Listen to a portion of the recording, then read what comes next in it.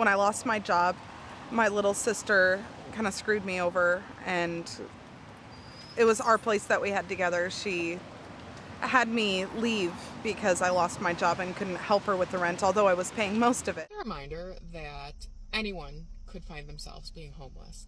We are all one paycheck away, one job loss away, one unexpected medical bill, an accident away from potentially being in debt. Imagine being a mother of 5 kids living in a shelter, and you were just told that you have to leave the shelter because you just had a seizure, and now you don't know where you and your kids are going to end up. Imagine that. If you're homeless, you're there by choice. Like, you are there by choice, 100%. Hi, Mandy. I was homeless when I was 13 years old. Please tell me how it was my choice as a child to be homeless. Please tell me why it was my fault. So 7.5 years in the Army. Okay. Honorable discharge. Honorable discharge. Okay. Is the VA helping you? Why is that? I don't know. Now, before we go any further, let me be crystal clear. This video is not for the folks out there wrestling with inner demons that whisper, "Hate the homeless. They deserve it." If that's you, go watch cat videos. You'll be happier. This is for the folks who actually want to sit with something uncomfortable. Because here's the truth. Homelessness isn't just a statistic. It's a story most people avoid because they're scared that even talking about it makes them look like they're justifying it. Spoiler, it doesn't. It makes you human. And hey, hit that subscribe button. Not because it'll magically fix my caffeine addiction. Trust me, nothing will.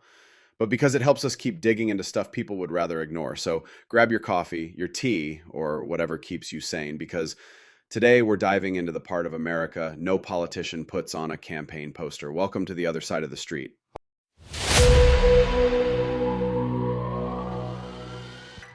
When I lost my job, my little sister kind of screwed me over, and it was our place that we had together. She had me leave because I lost my job and couldn't help her with the rent, although I was paying most of it. So I lost everything. I lost my house. I lost my car. I didn't want my kids to suffer because of what I've had to go through. See, this is the part people don't get. Homelessness doesn't always start with drugs or bad decisions. Sometimes it's just one bad break, one argument, one lost job, and suddenly you're out. No safety net, no backup plan. As a child, and now I'm here in Seattle, which is only about 20 miles away from where I'm originally from, because I'm hoping to find a job. You know, there's a lot here. Being homeless and trying to find a job is impossible. I found a job, but the shelter wouldn't let me keep it. And it just kind of goes to show that they don't really want to help you. And I don't want to be homeless forever. I don't want my kids to have to live in tents and motel rooms and not know what we're going to do the next week. I'm a single parent. Now pause here. That's the part that hits me. Because this isn't just about one person being stuck. It's about her kids. Kids growing up thinking survival mode is normal. Imagine doing homework in a motel room one week and a tent the next. My ex-husband doesn't even see them. He doesn't want to. So it's pretty much me and them against the world. My mother was a drug addict and it ruined my life. And I just found out over the weekend that my cousin died of an overdose. So sorry. It's something I've been trying to tell them to stay away from, and God, I hope they listen. Cycles. That's what you're hearing right there. Cycles of pain, addiction, and broken families. And her greatest fear is that it swallows up her kids too. And honestly, that's not paranoia. That's reality for a lot of families in America. You know, especially here in Seattle, it seems like there's so much despair and so many people are turning to drugs for comfort. It's just not the way. It's, you know, the easy way to get rid of all your pain, but God, in the end, it really doesn't help, does it? So drugs are one of the biggest worries that I have about my kids, especially growing up homeless. What if they're depressed one day and some friend comes over with heroin? I don't want that. I don't want that at all. I'm terrified. I want to get a job. I want to get a house of my own. I don't even care for a car. I mean, there's buses that go everywhere, so that's fine. But just stability. stability is what I want in my future. You notice how she's not even asking for luxury, not a Tesla, not a 5-bedroom house. She just wants stability, a roof, a job, and a shot at raising her kids without them falling into the same traps. That's the bar now, stability. And somehow, even that feels out of reach for so many. So, 7.5 years in the Army. okay. Honorable discharge. Honorable discharge. Okay. Is the VA helping you? No, Why is that? I don't know. What years did you serve?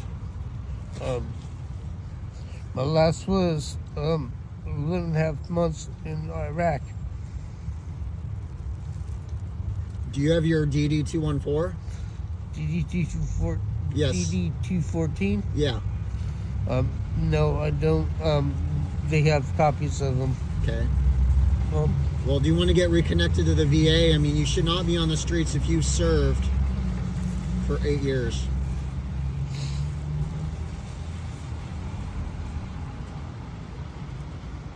I know. What's that? I know. Okay. Well, did something happen there that prevented you from getting help? It's And this is the part that really burns. We love to wave flags and say support our troops until it costs money. Then suddenly the people who fought for the country are fighting the country for basic help.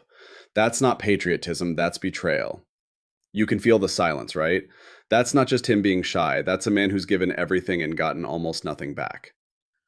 People think homelessness is simple math. Lose your job, lose your house. But sometimes it's the system itself that shuts the door in your face. And it leaves people out here saying it's just because honestly, what more is there to say? Okay, let's take a breath. We just heard from a mom doing everything she can not to let her kids get swallowed by this cycle. And then a veteran who literally wore the uniform for 8 years, only to end up on the sidewalk he fought to defend. Now, some people will stop right here and say, see, that's just personal responsibility. They should have made better choices. But here's the thing. When you've got parents, veterans, working people all ending up in the exact same situation, maybe it's not just about individual choices anymore. Maybe it's the system itself. So in this next part, we're going to zoom out from the personal stories and look at the bigger picture. How government policies, housing costs, and broken systems keep people trapped on the streets. Stick with me because this isn't just about them. It's about what happens to all of us when the safety net disappears. I'm a psychiatrist living in Seattle, and I'm here to talk about the most recent executive order ending crime and disorder on American streets because I fear that it is going to actively kill many of my patients and make the crisis of not actually being able to access mental health services in America exponentially worse. As someone that currently works in community mental health settings, This is where it gets heavy. You've got someone who's in the trenches every single day, working with people experiencing homelessness, saying this executive order isn't about fixing the problem, it's about disappearing the problem. Not by building housing, not by investing in mental health services, but by criminalizing survival itself. And think about that for a second. You lose your job, your house, maybe your marriage falls apart, and instead of help, the system's answer is, you're the problem, get out of sight. That's not a solution. That's cruelty with paperwork. I take care of a lot of patients that are currently or have previously experienced homelessness. And prior to my experience as a psychiatrist, I got a master's degree in health policy, specifically focusing in housing policy, including the effects of encampment sweeps on an individual's physical and mental health. And outside of this, I am an actual expert in civil commitment. As a psychiatrist, that is one of the most difficult and common and challenging things that we do, and so we are actually experts. And so I can say, as a doctor, as a psychiatrist, as a person that has done a lot of research in housing and policies, as someone that has loved people that have experienced homelessness, that currently cares for people experiencing homelessness and mental illness, forced institutionalization will not help people. It will actively harm people. And even if that were not the case, we do not have the resources to involuntarily commit every single person experiencing a mental health crisis or homelessness because psych beds are full. We do not have the resources. If they were moved into the hospital, there's not affordable housing available to send them out into. And so all this does is further criminalizes people that are already stigmatized by society, that are already incredibly resource limited. And forced displacements just further traumatizes, destabilizes, and makes recovery harder. Criminalizing survival just because people are outside in a way that is not deemed physically acceptable by society is actually just cruel and unusual punishment. And so all of this is to say that this executive order is under the guise of helping people, but it's actually about disappearing people. And this is just another form of political control and actively trying to make the problem go away by just making the people go away. It is weaponizing psychiatry and the care that we are supposed to be providing people in order to do so. Instead of building systems that treat human beings with dignity and respect, we are just enforcing structural violence against an already stigmatized, traumatized, and actively harmed group of individuals, when so much research shows that housing is one of the most important things that we can provide people. Housing first saves lives. Housing first saves lives. That's not a catchy slogan, that's a fact. You give someone stability, a roof, 4 walls, and suddenly addiction, depression, unemployment, those problems are actually solvable. But instead, we flip it. We say, get sober first, then you can have dignity. That's like telling someone drowning in the ocean, swim to shore, and then I'll throw you the life preserver. So no, this isn't about safety. It's about optics. Out of sight, out of mind. But the people don't disappear. The suffering doesn't disappear, and pretending it does, that's the real crisis. In making people be sober in order to get housing actually reduces them ever recovering from any substance use, and also people can use substances and still deserve to be alive. And basically, this is all to say that it is very clear that no mental health providers, healthcare providers, social services providers, harm reductionists were consulted in the making of this bill. And we know that our current government does not actually seem to care about any of that, but we should not be fooled by the language that pretends like they do. We don't have homeless people. We have the evicted. We don't have homeless people. We have had the unsupported. We don't have homeless people. We have the denied. We do not have people who are homeless because they do not have value. We have people who are homeless because this country has failed our people. Democracy is about problem solving. Democracy is about accountability to fixing the problems real people have. Homelessness is a construct. It is a failure of democracy that we have the evicted, that we have the unsupported, that we have the denied. What we are seeing from this administration is not only a denial of the problem, it is a taking from the people of the ability to even make the demand. That's what's at stake right now, is an administration that says, oh, we will take your Medicaid. Take the money out your community's pocket and put it right back in the hand of billionaires in the form of a tax cut. We know you don't like it, and we don't care. This is a government that doesn't just want to sell the building called housing urban development, doesn't just want to cut the programs for rental assistance, for public housing, doesn't just want to take the vouchers away to put the money in the pockets of the billionaires. They want to shut us down.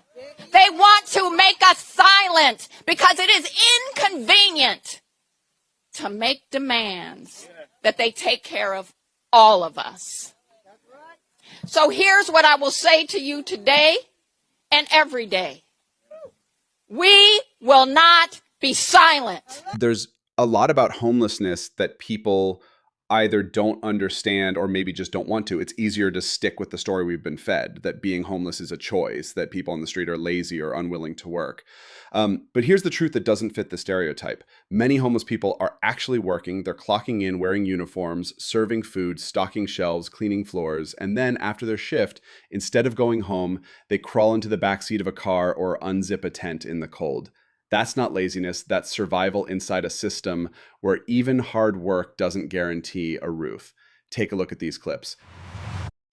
I am homeless, living here in my car. Even though I work full-time, often 50 to 60 hours every week, I don't make enough money to afford an apartment, which is now $1,800, often higher for a one-bedroom apartment. So I live in my car.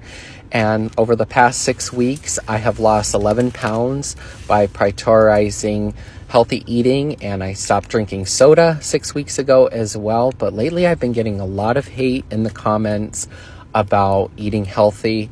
Haters have been saying that I should not be spending my money on food, healthy food, and I should eat McDonald's and other things that are cheaper. But I see my health as an investment, and eating salads like this, I really enjoy them, and they're really not that expensive, and my health is my priority right now. I'm feeling so much better, and these salads are delicious, and I make my own money. I do food deliveries like you see here. I also do grocery deliveries. I walk dogs. I pick up gig work, but the haters are just gonna hate. But I am devoted to my health. I go to the gym almost every day, and that's where I get my showers. Thank you for watching. People keep saying just get a job as if I'm not already working. I am a working homeless mother. We are a working homeless family living in a car in a desert in a tourist town that runs on exploitation. It's routine here to use people up and spit them out, and we got caught in it, caught and still trapped.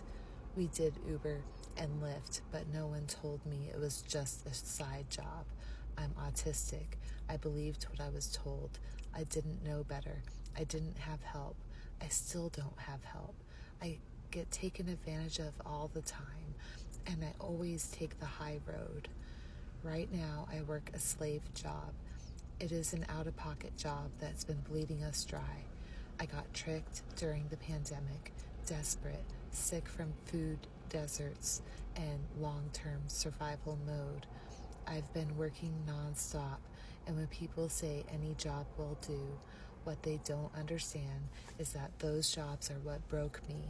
They took everything. I was still recovering from homelessness. I didn't know what that meant. I literally forgot how to eat. We have been eating from restaurants for 6 years now, partial thanks to food deserts and unsafe housing. I need to recover. I need to learn how to live again. As if I haven't already given 34 plus years of labor to this system, starting when I was 11. That was not chores. That was work, child labor, real labor. And the truth is, I am a workaholic. I know how to bust ass. I've done it. That's how I've survived this long. But these jobs, these entry-level, underpaying, soul-splitting jobs, they break me every time, every single time. My suicidal ideation goes up, my fibromyalgia flares, my nervous system collapses. I end up calling out. I end up in emotional breakdowns because I can't keep performing in jobs that are beneath what I know, what I see, and who I am. And that destroy people. I don't belong in entry level. I've already done that. I've outgrown it, but I don't know how to move up. I'm capable, but I'm stuck outside the process. Applications confuse me. I cannot sit through online forums built for neurotypical people. I can organize your life from scratch, deep clean your entire home, run a business, care for your grandmother, and create a survival system from a car. but I cannot figure out which check boxes lead to a livable wage. I spent 8 years in college, no degree. They used me for debt, drained me, and left me with nothing.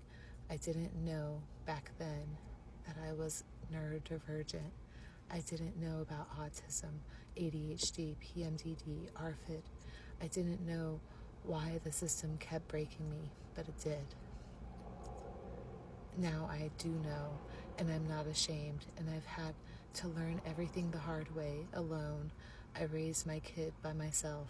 I had a few friends here and there, but no family, no backup. So yeah, I'm skilled, I'm brilliant in some areas, but I need help in others, and that should not be a crime.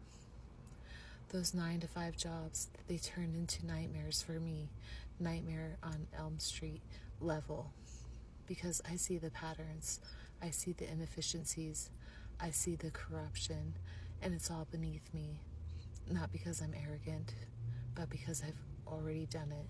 I gave everything and it broke me. I've hitchhiked across states, I've lived off grid, I've seen the other side, and when I came back and when I crossed that border back into the US, I said I was going to work the system to make life better for me and the people around me. And all I really wanted, pillows, real pillows, the basics, the things that people take for granted. I've had tastes of beauty. I felt real comfort, and I want to experience more of that while I'm still alive, because none of us knows how long we've got. So don't tell me to get a job. Tell me how to get free. Because I've already given this country more labor than it ever gave me back in compensation. I don't know about you, but that doesn't sound like laziness. That sounds like a system that's so broken, even hard work can't buy you stability. Rent eats up their paychecks before life even begins. You can flip burgers all day or work double shifts at a warehouse and still not make enough to cover a one-bedroom apartment. Tell me how that makes sense. And here's where it gets even darker. These are invisible people. The guy who bags your groceries, he might be sleeping under a bridge tonight. The woman who hands you your morning coffee, she might be praying her kids can stretch one more night in a motel before they're back in a tent. They're everywhere, hidden in plain sight, and we just walk past them because the stereotype says we should only picture a cardboard sign. The so-called American dream? Oh, it's alive all right. It just comes with a fine print nobody likes to read. Terms and conditions include sleeping in your car after your double shift. And that's the reflection nobody wants to sit with. Homelessness isn't just them. It could be your coworker, your neighbor, or even you if the wrong domino falls. That's why this conversation has to go deeper, which brings us to the last part of this video. You know, after hearing all of this, it's hard not to sit back and think, how did we get here? How did a country with billion-dollar stadiums, billion-dollar companies, and billion-dollar bailouts decide that it's okay for working parents, veterans, and kids to live in tents? And before somebody in the comments says, well, Glenn, that's just the way life is, nah, that's just the way broken systems are. Life doesn't naturally hand you eviction notices. Policies, greed, and neglect do that.